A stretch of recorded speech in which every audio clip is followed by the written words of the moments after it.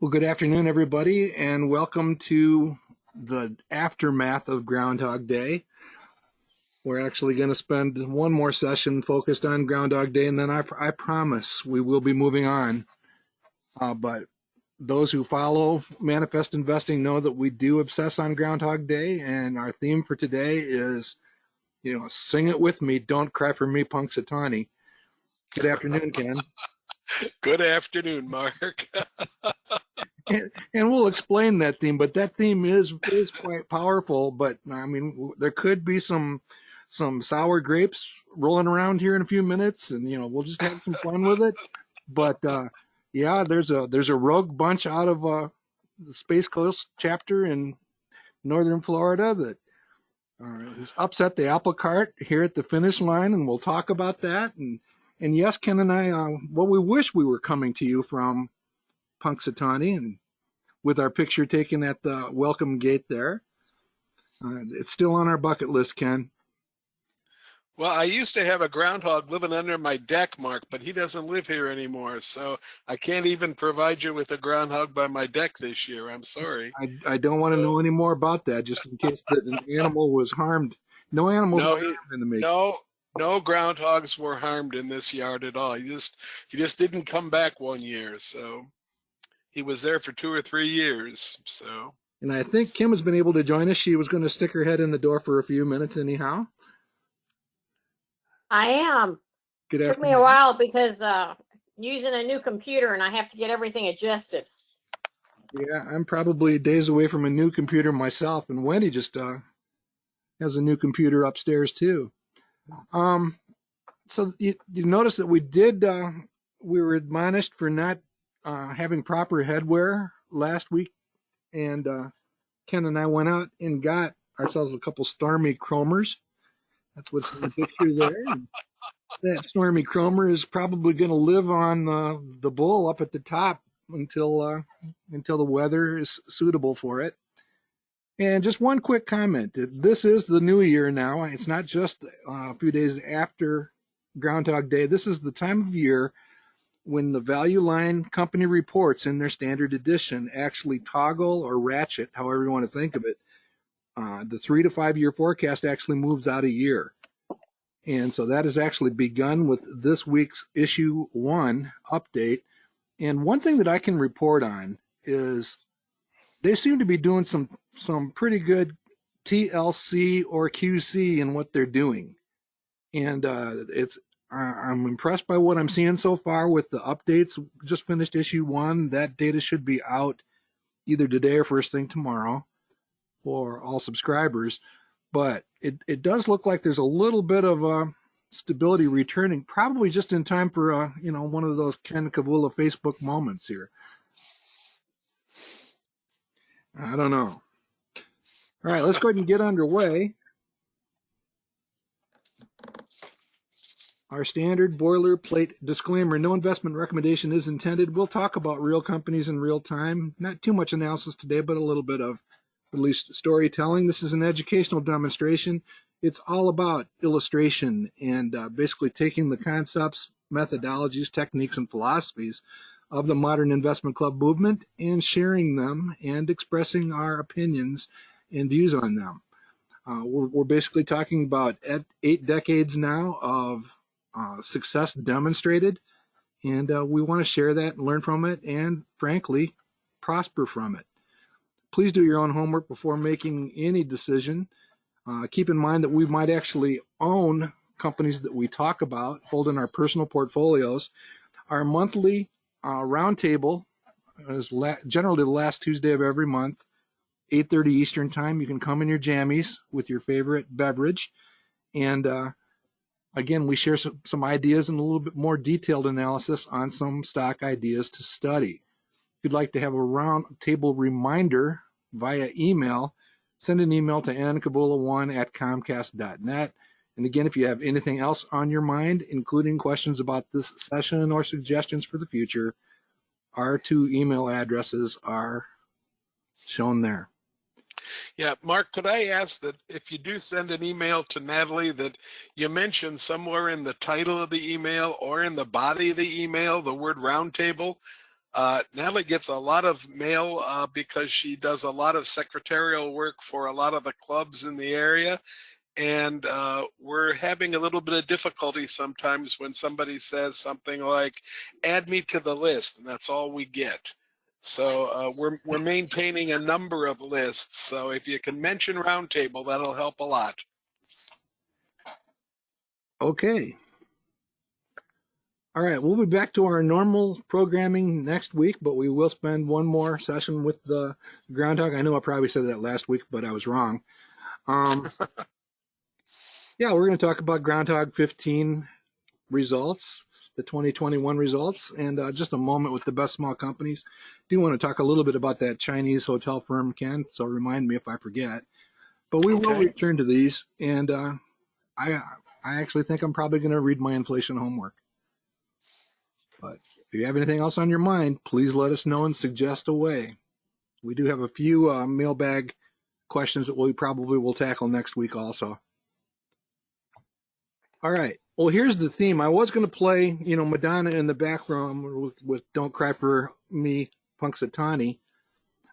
Even with the carnage that we went through as Groundhog participants over the last year, this is the 5-year track record of the Groundhog Nation. That's the collective combined aggregate performance of all groundhogs, and not too shabby for a 5-year run. And we just wanted to point that out. So really, even though we might shed a bit of a tear over our 4-year winning streak coming to an end, again, not too shabby. Your thoughts, Ken? Well, the numbers, the audited numbers don't lie. So here we are looking at returns that are exceptional. And I like the company we're keeping up there with the Roundtable and Tin Cup and the Manifest 40. And I like the fact that it's exceeding not only some of the narrower indexes, but it's looking at doing a nice job against the Wilshire 5000, which is the really broad market index. So cool stuff. I like it. So we'll take it. And what I thought we would do is spend a little bit of time talking about the actual results from last year. We do have an individual champion. She did manage to beat out Warren Buffett and Berkshire Hathaway in the final days of the contest. Ruth Wilfong from Indianapolis. And in fact, there's a number of Indianapolis ladies that were up near the top of the leaderboard for most of the year. And must be something in the water down in Indianapolis there in the last year or so. And then, of course, the infamous passing of the Mid-Michigan Model Club by Space Coast. We'll get into a little bit more detail on that because it was really kind of weird how that, well, not weird, not in that sense, but stunning, I guess would be a pretty good word for it. Here's the actual standings as of the end of business on Groundhog Day, February 2nd. And you can see that Ruth is there at number 1. Warren Buffett checking in at number 2, just a couple percentage points behind her. Nick continued his strong finish. Our Manifest Investing Roundtable, the stocks we selected a year ago for the Roundtable, actually did fairly well. Ty Hughes out of the Metro DC area checks in with a pretty good result. And posthumously, Terry Greisinger and the Sirius Investment Club turned in some pretty good results. And again, perennial, our high finisher, Lisa Robertson, out of Puget Sound at number 7. And then we're going to spend some time talking about this. Number 8, edging out number 9 at the finish line. It was something to behold. And Len Douglas checking in at number 10. You may have heard Len in the green room just a few moments ago. And again, a whole lot of very familiar names on that list. Ken likes to point out that he's on this list and I'm not.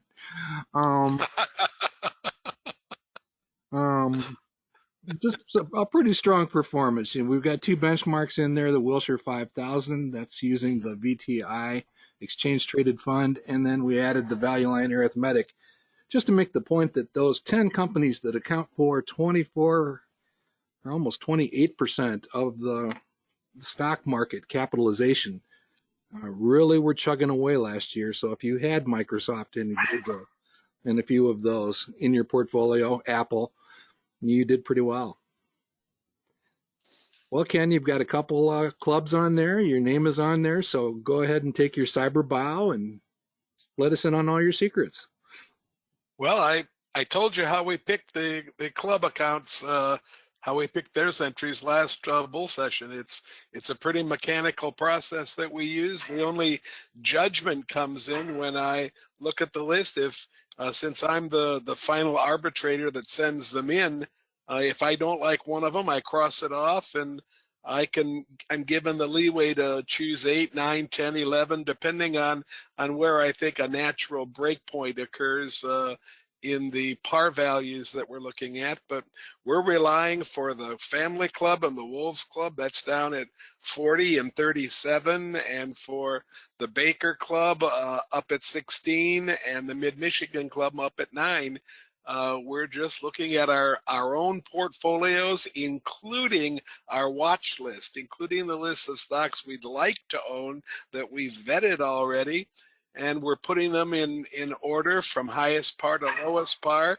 We do that as close to Groundhog Day as we can, and then just send in the top 8 or 9 or 10 of them to Mark for our entry. Well, there's a whole bunch of names on there. I'm just admiring some of the names. Lila out of Dallas, and Marty out of Cincinnati. George, of course, out of Houston. A lot of regulars here, and again, we tip our hats, and these are the results of the 1 year. It was a terrible year for the group collectively. We actually had a negative return. I believe that's the lowest number of Groundhog participants actually beating the market in a given year. Just as a frame of reference, 80% of the people who participated 2 years ago actually beat the market. And maybe there's quite a few Kathy Wood innovation / disruptors in our crowd. And you time that wrong and you can actually get humiliated. And some did. All right, so here's kind of the last half hour. As I'm watching the stuff come down, keep in mind that in our database, it's basically a big spreadsheet, but in our database, it's real time. So, when you look at the scoreboard or the results on Manifest Investing, those are always single point of day snapshots. But with the database itself, I can actually watch it minute by minute.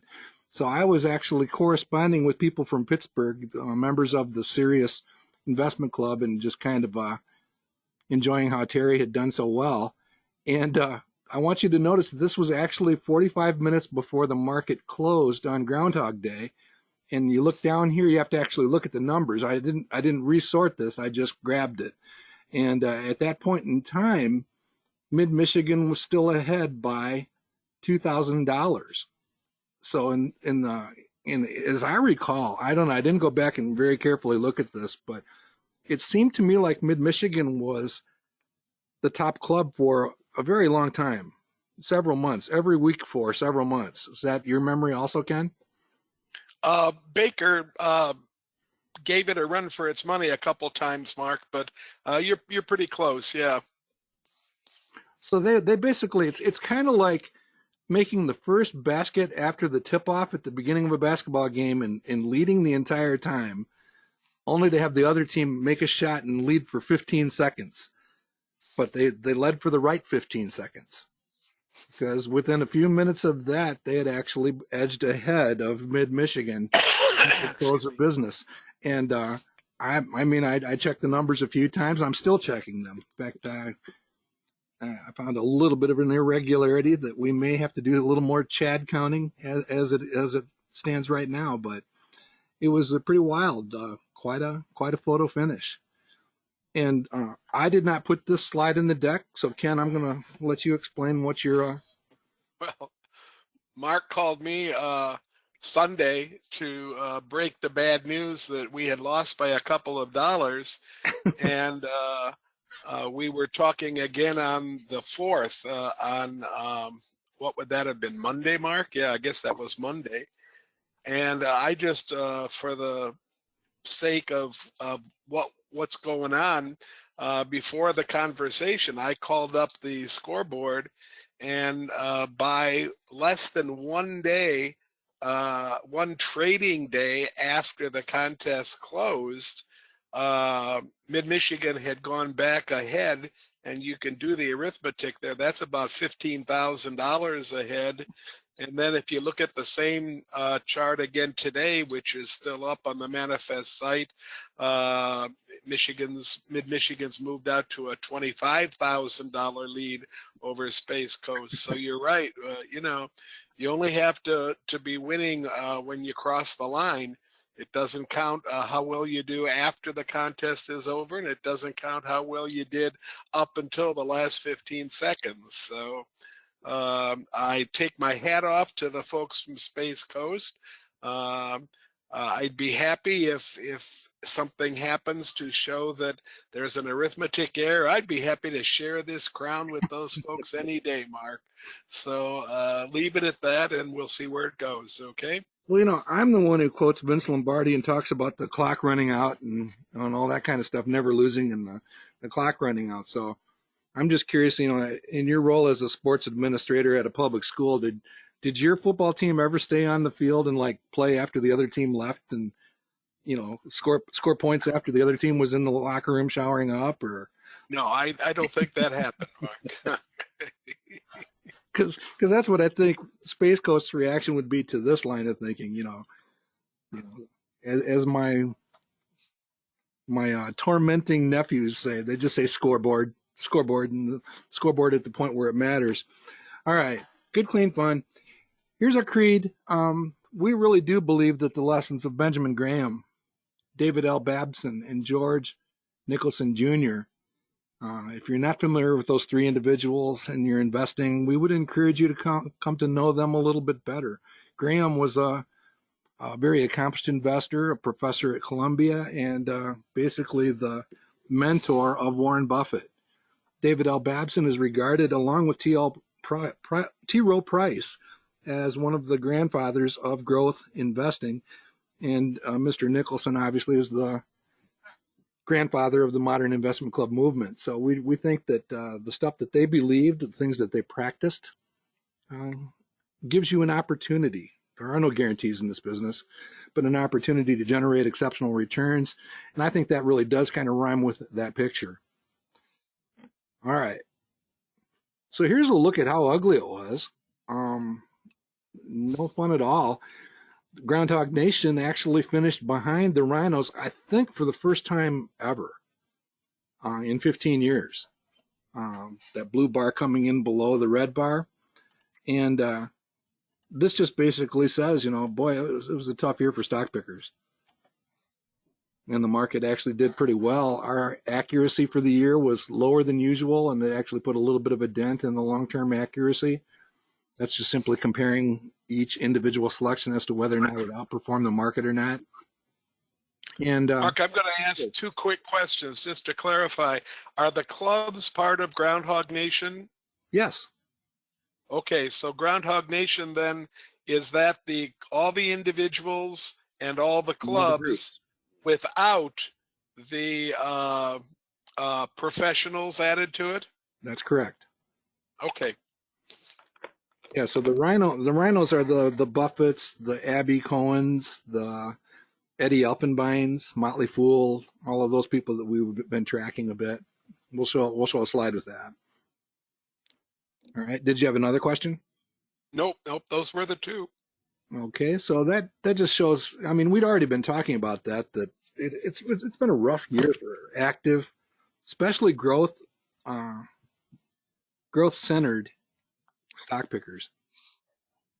Okay, this one's a little bit busy, but it just basically chronicles the results year in and year out since the beginning of the contest. We had won 4 straight years, beaten the Wilshire 5000 for 4 straight years. So that winning streak came to an end. And then again, like all things, the number that really matters is at the bottom. Going back and looking at it over all 15 years, you're looking at an annualized total return for, again, as Ken was just pointing out, Groundhog Nation, 14.8 versus 10.3 for the Wilshire 5000. And notice it was only the 3rd time that the Groundhogs had actually come in with a negative result. and nothing quite as big as what we've seen from the general stock market a couple of times. All right, so that's the results over time. Again, here's a look at those final standings and the individuals who actually came out ahead. There's Ruth and there's Warren. Ruth and Warren are probably now on a first name basis. And the Space Coast model, I know Bob's in the audience, so is Laura. Congratulations, guys. I don't know about Jim, but Joan had her own strong entry, by the way, coming in here at 19th. And she also picked 20 stocks. So we're going to take a look at their portfolio. We have not seen too many people come out at the top of the heap picking 20 stocks, but Space Coast has done that now.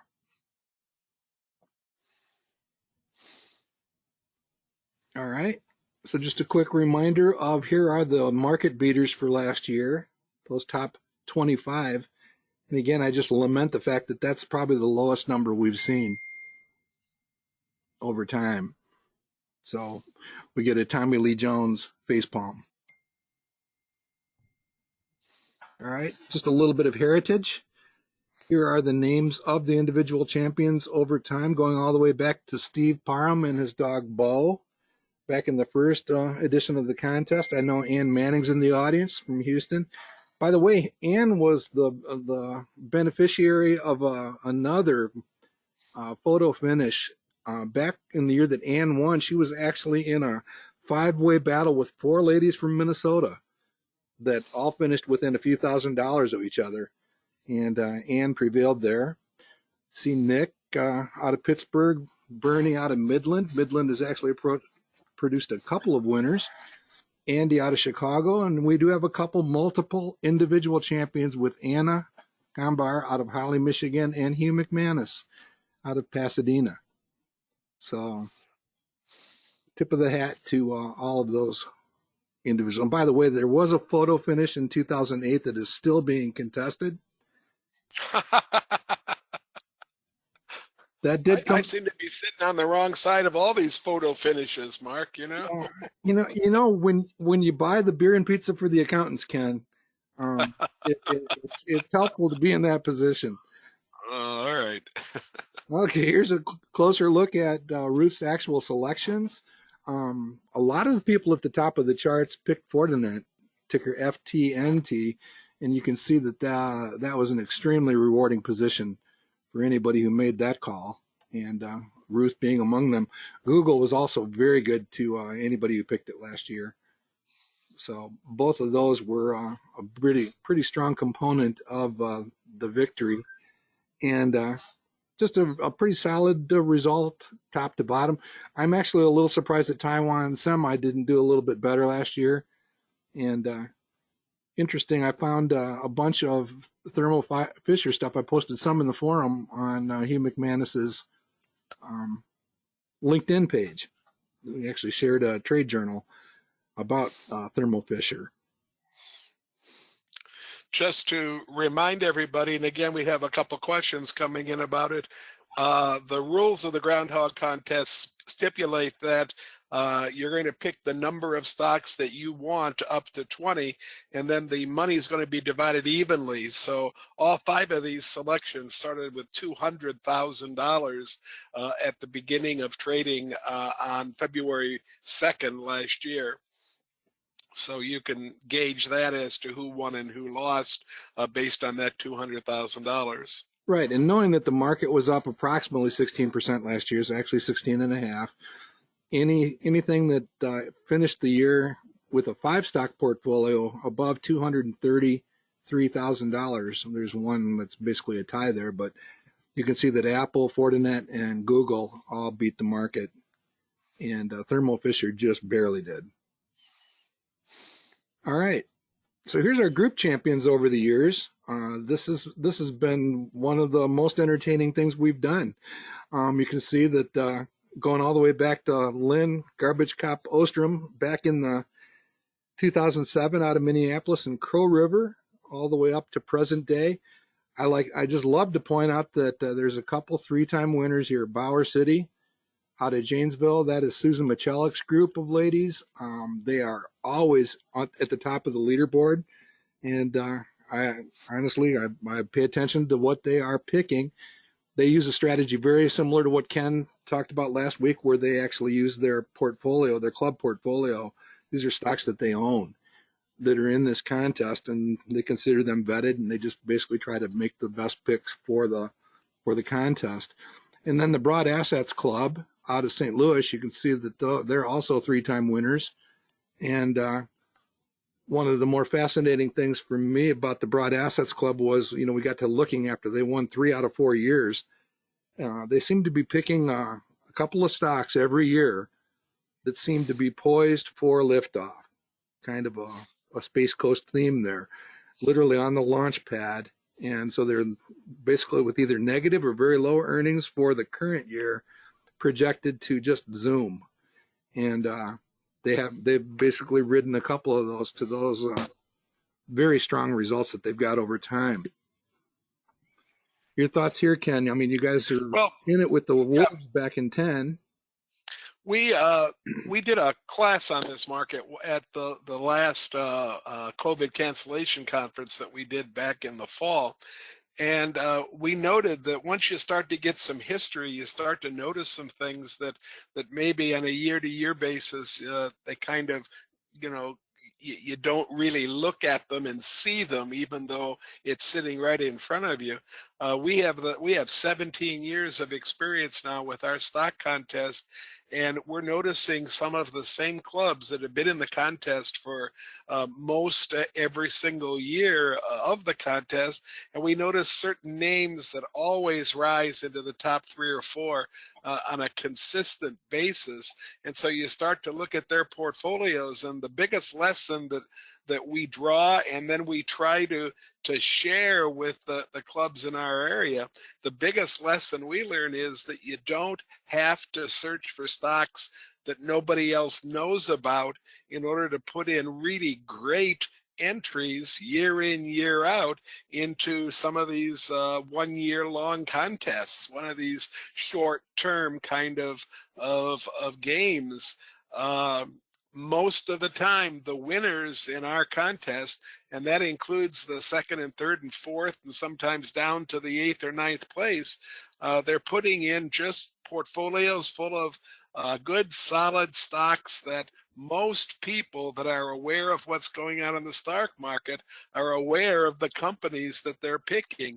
You don't have to swing for the stars with names that nobody's ever heard of to do quite well in our contest. In fact, some of our people that constantly swing for the stars in our contest tend to do really poorly in the contest.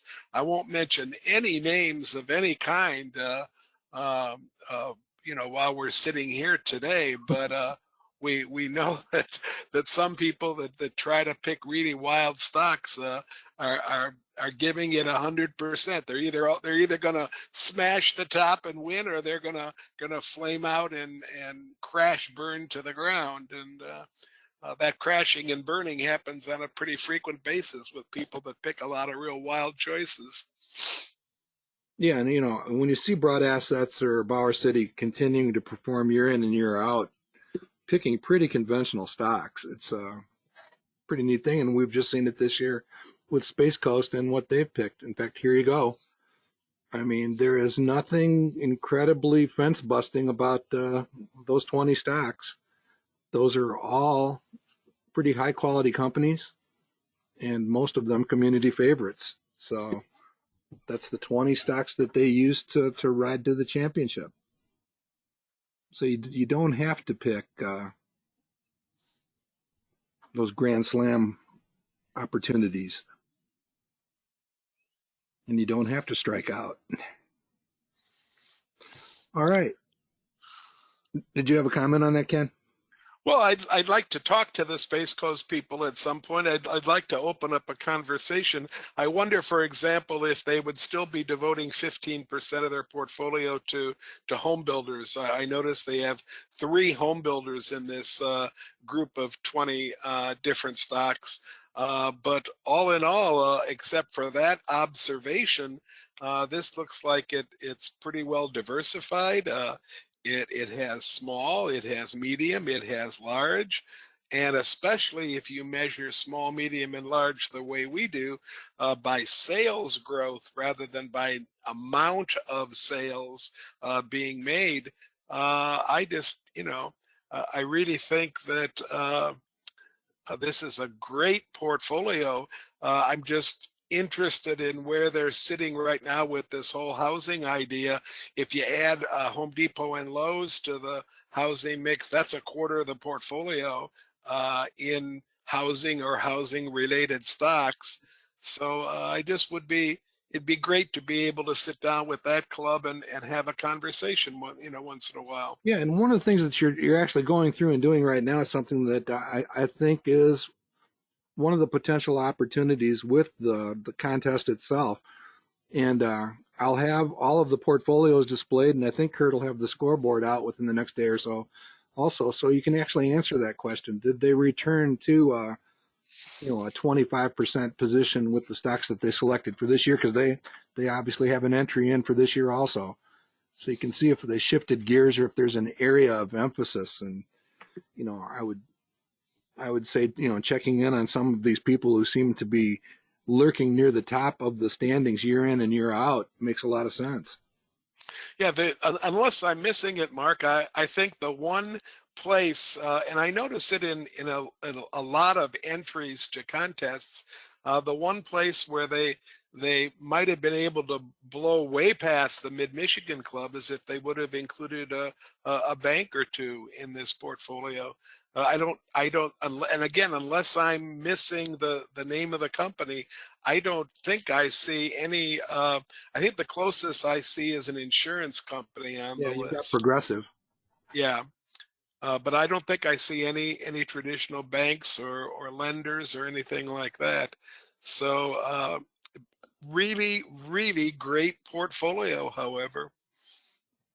Yeah, and you can go back to some of the discussions we had a year ago with people like Len Douglas picking a portfolio that was poised for recovery. And some of the participants actually have some fairly interesting themes that they pursue.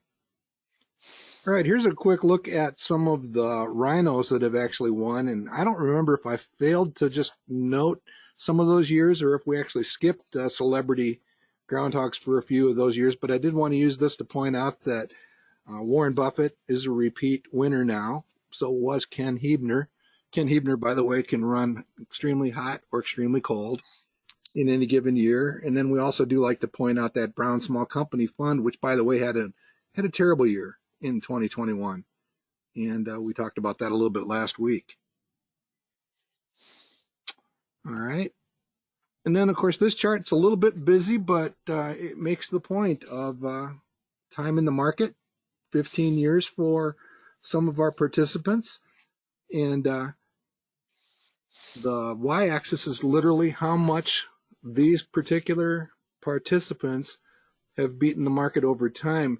And there's just a couple of things here that just really jump at me. I don't know if Herb's with us, but the Cool Kids, that's Herb Lemcool's grandchildren, have once again broken the scale on the y-axis with at the head of a very promising class of new participants. Curtis Sears, the champion from a couple years ago, his 3-year results in now, and he's up there. Gail, doing very strongly along with Marie and Dave. And Petra Linden added to the list. And then, yet another ballot box stuffing entry from the Kavulas. Good class, though. Good class of entries, and we'll look forward to watching them going forward. And again, some names that you guys have all come to know from participation in events and in discussions we've had about this kind of stuff. I tend to look at these 3 investment clubs as pretty interesting because they're always up here near the top, and again, worth watching. Flower City, Broad Assets, and Sirius. And Ken, there could be some dancing in mid-Michigan with the improved position of B.I. Baker. Yeah, the only thing that I'd like to point out on a graph like this, the names to the right will move even in a good year or a bad year. Those names will start to move very slowly because we're looking at 15 years of results now rather than 3 or 4 years of results. So you should start to see these. I don't know. My theory is, Mark, that if you have a great group of stock pickers, you should start to see these names up at the far right of the chart, maybe from the 12th or 13th year out. You should start to see all that data converge. I don't know if that's true or not, but I happen to think that beating the market by 5, 6, 7, 8 points is probably where this data converges at 18, 20, 22 years. I hope I'll be around long enough to watch it happen. We'll see. Yeah, we'll see. I agree. I mean, this doesn't look dramatically different than the Super Investors chart that we talked about during one of our sessions last year for both sessions. The book was actually featured in one of Jim Clunan's books on the stock market, and yeah, it's Ken's right. They do tend to move around a little bit less frenetically as you get to the right. So we'll see how these go. Sandy Castor broke the scale last year, and she had a good year, but still moved down a little bit on the rankings. But these are all, again, anything above 5% is pretty special. Well, and I think that we have actual literature from Better Investing that suggests that even Nicholson was skeptical about being able to beat the market by more than 10 points over long periods of time. Hence, the top of the sweet spot, in fact, comes from that very idea. When we talk about the sweet spot based on that MyPar, that average return par value, we say 5 because we know that we're aiming to beat the market by 5, but then we cap the other end of it at 10 and talk about the fact that most of the people that we are listening to and believing in begin to converge on this concept that double-digit returns over long periods of time are very, very difficult to achieve. Maybe they're nearly impossible to achieve when the time units get to be 10, 12, 15, 18 years. All right. Same chart, different approach. I like this one better. Here's the actual people behind some of those numbers, and we'll just go left to right, top to bottom. That's Curtis Sears, one of our recent champions and doing quite well. This is the second club picture in here is the Broad Assets Investment Club out of St. Louis. This is Ruby Lawrence, right in the middle there. Paul Witt, one of our early champions and very active investor in the Michigan area. And then this is the Bauer City Investment Club. Susan Macholik is sitting right in the middle there. So we really get a kick out of watching some of these people year in and year out. Here's Ruth Wilfong. This club, in fact, they've lost 3 of these members. The Serious Investment Club, I think we're ready for them to stop losing members, Ken. Nick Strategos is in this picture along with Terry and Herb Barnett, and we've lost all 3 of them within the last 2 years, and I'm ready to stop. Very accomplished investment club. Sandy Castor here in the middle. She's been rocking for a while. This is Hugh McManus, Andy Pagora, Ken, and myself. Down here, this is Anna, a multiple champion for the individual, and this is her husband, Rod. Saul Seinberg, one of the long-term leaders, especially when it comes to accuracy. Same is true for Shelley Stokes. Shelley Stokes has been quite accurate with her projections over the years. She hasn't participated in a few years, though. Be nice to have her back. The guy with the ice cream is Herb. Herb needs no more introduction. We're going to probably need a picture of Herb's investment clubs at some point in time, and more ice cream. That's probably especially those grandkids of his. Yeah, that height. Those cool kids. If they keep setting the world on fire, we're going to need a picture, Herb. So consider that your homework. Ann Manning here, one of our early champions. Ann has participated as a guest damsel a number of times. Nick Strategos again with the Stanley Cup there. Cy Lynch down here at the bottom, and last but not least, our first original charter champion. That is Steve Parham of Knoxville, Tennessee, and his dog Bo. Excuse me. So again, this is no substitute for seeing these faces in person, but just a reminder about the people that are involved in doing this. Cool stuff. Same chart, a little bit different style. All right. Here's our quick moment with the best small companies, unless you had something you wanted to add to that, Ken. Nope. We'd love pictures, though. If any of you have any pictures of your clubs, send them in, electronically to Mark. Text them in, or send them in an email, whatever you find easiest. And we're going to be using these pictures. They're valuable to us. So help us out. Let's see how you look. I don't think Bonnie's with us, but I really need one of Bonnie Matter, and I've got a Marty Eckerly picture that'll go on there here pretty soon. And Nick DiVirgilio, there at 10 years, and he broke back in. He was our number 3 finisher this year. So we do need to add a few more people to this collage.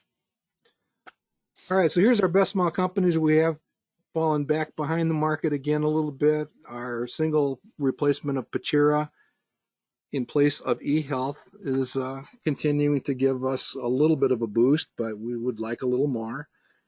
Again, nothing terribly alarming about any of this. I did notice that iRobot was up pretty handsomely a couple days ago, Ken. But Green Brick has slipped back a bit, so has Boston Beer. No great concerns. But I do think we might want to have a discussion about Green Tree. I'm not sure what to think about the Chinese hotel business these days. Well, the first word in that statement is the one that I'm focusing on, and I've been focusing on it ever since we chose our list. That word Chinese just makes me awfully leery about the company and what's going on with it, and how do you evaluate it and everything else. I just think that we can't get a really good read on what's happening industrially or any other way in that country right now. Yeah, and I would really hate for us to go too hyperactive in shedding some of these companies. We are looking at a company with a negative 25 relative return. Part of my discomfort with taking a look at the outlook for a company like Green Tree, I mean, it's hard enough when you can trust the numbers. It's just simply hard enough when you're looking at the analysis of a company, and I'm not so sure that we really know that we can trust some of those numbers. And I'm curious as to whether or not the shutdowns they've got going on in China are affecting this company much. So I'll dig into that, and maybe we begin thinking about a replacement of Green Tree, Ken. I am very pleased to see some of the ones that we were really very fond of are moving up the list now instead of down the list. I'm happy to see that Fulgent is in a place that I'm not happy to see it's losing 15% to the market, but it had been losing 23% to the market. So I'm happy that in relation to what's going on with the rest of the stocks, it's moving in the right direction.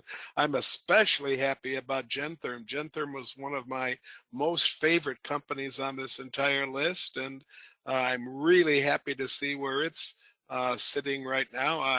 I hope this isn't one of these highly volatile kinds of issues. So far, we haven't seen that happening.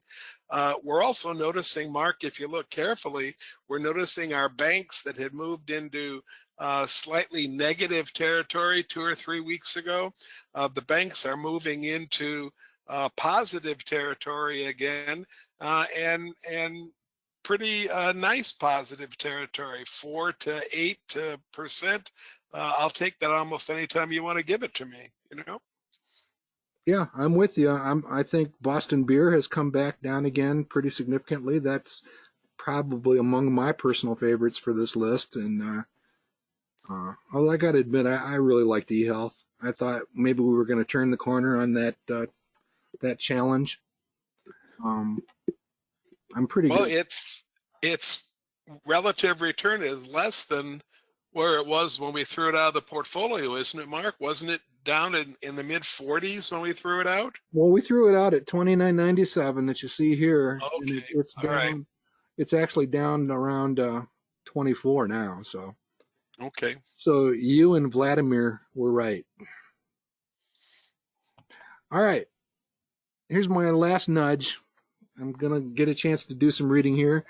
Inflation in the United States. This happens to be written by a guy who's written some pretty good stuff over the years, and he currently writes the Longview column for Barron's. So John Gordon has checked in, and that article is out there courtesy of Hillsdale College here right now. So that in combination with some of the other stuff we've talked about in our hopper probably seeds us up for an inflation discussion. I would urge, Mark, you to look for that Bloomberg. It's an entire issue of Oh, Bloomberg Business Week I found that's it. focused just on inflation. I think it's maybe 6 or 7 weeks old now, maybe even a little bit more than that. But it was one of the best Bloomberg Business Weeks that I've read in perhaps the last 3 years, and it was focused almost entirely on inflation, and it puts me in a position to think about things in a little bit different way occasionally as far as inflation's concerned. Yeah, that is the one. We've got like 20 lists, 20 items on our reading list, and that is the one that I definitely sought out and took a look at after you mentioned it, Ken. So, Yeah, it's really, really good. all And right, it's a lot of different voices. It's not just a single voice. absolutely. So I'll be heading there to check that out. Here's our weekly reminder that we do put these sessions on YouTube on the Manifest Investing page. I need to refresh this, but it's just a reminder that we post the roundtables, the bull sessions, and as you can see down the center of that page, the conference notes that we put together from time to time also. Yeah, Mark, Pat Camporesi, I think is the last name. Mm-hmm. Pat's interested in these rhinos that we've put in the Groundhog contest. And Pat, they're just there to serve as a reference point. They didn't communicate with us. They didn't send us an entry. So each one of them has a slightly different default. For Warren Buffett, we used his company. We used the Berkshire Hathaway stock and put it in as if it were an entry. For a lot of the other people, if they are associated and managing a mutual fund, then we use their mutual fund or their ETF ticker as a proxy for an entry. And for some of the people that don't run funds but are well-covered national figures, Abby Joseph Cohen comes to mind. We look at articles that she puts out at the end of the fiscal year on a regular basis. She and a lot of the other gurus are always giving a list of my 8 favorite stocks for the new year or my 5 favorite stocks for the new year. So we've used something like that to approximate an entry going in. These are no means the same kind of entries that the individuals and the clubs put into the contest, but they're there just to see how well you might have done if you would have put your money with some of these other types of investments rather than picked your own stocks. It's always useful, I think, to compare and to have that kind of history because sometimes, especially if you're in a club setting, I think you can convince yourself you're doing a little bit better than maybe you really are sometimes. I visited so many clubs when I ask how are you doing, and the immediate first answer is always great. And if you dig down a little bit, sometimes it stays great for the answer. But more often than not, the return is actually below the market's return, below a conservative index return. And if you don't know that that's what you're doing, then you can't make a lot of changes to make the process that you're using better.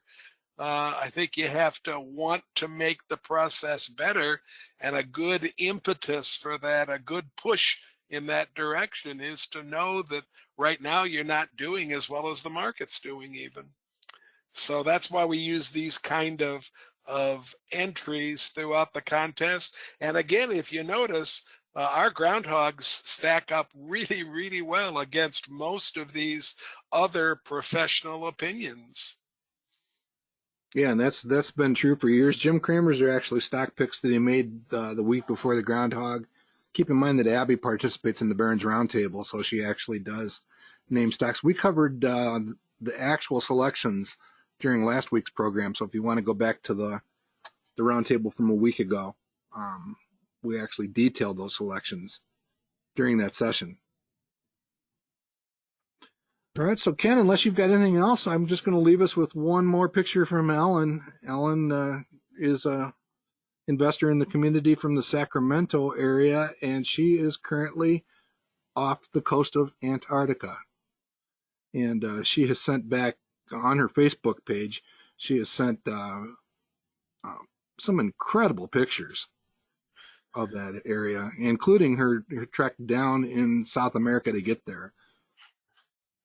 So if I were naming pictures for a museum, I would call this one a study in blue and white. It's just striking in the coloration that you see, or the lack of color, the predominance of the blue and the contrast with the white. Just extraordinarily beautiful.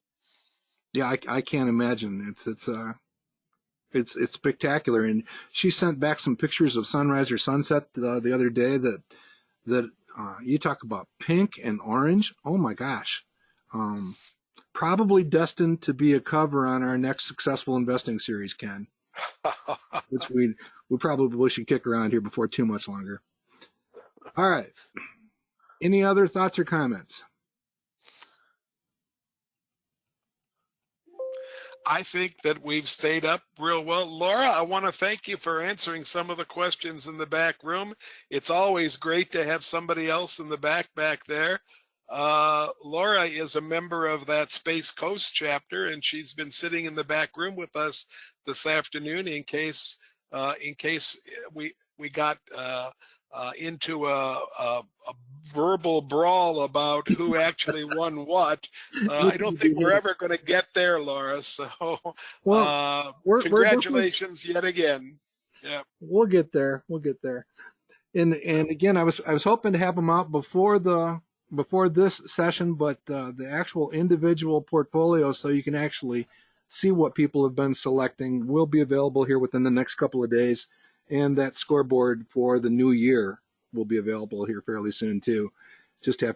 We just have to wrestle Kurt away from his critical projects on his side job.